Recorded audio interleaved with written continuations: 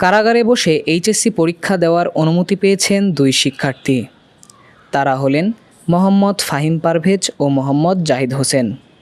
তারা বর্তমানে সাতক্ষীরা জেলা কারাগারে আছেন। সরকারি চাকরিতে কোটা সংস্কার আন্দোলনকে কেন্দ্র করে পুলিশের করা মামলায় তারা গ্রেপ্তার হন।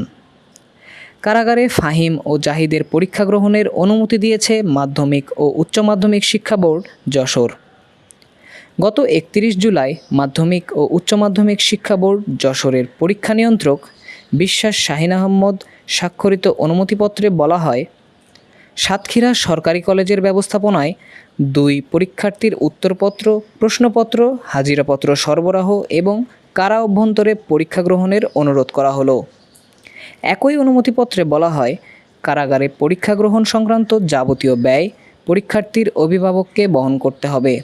কোটা সংস্কার আন্দোলন ঘিরে উদ্ভূত পরিস্থিতিতে 11ই আগস্ট থেকে নতুন সময়সূচিতে এইচএসসি সমমানের পরীক্ষা নেওয়া হবে।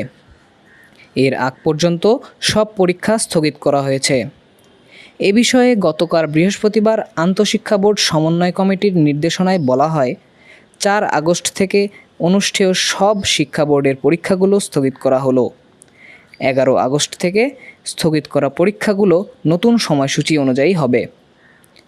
নতুন সময়সূচিও প্রকাশ করা হয়েছে। গতকাল প্রকাশ করা এই সূচি অনুযায়ী 11ই আগস্ট থেকে 8 সেপ্টেম্বর পর্যন্ত স্থগিত বিষয়গুলোর পরীক্ষা অনুষ্ঠিত হবে।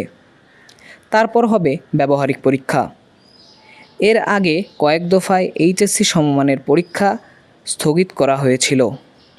প্রথমে গত 18ই জুলাইয়ের পরীক্ষা স্থগিত করা হয়, তারপরে একসঙ্গে 21, 23 ও 25 জুলাইয়ের পরীক্ষা স্থগিত করা হয়।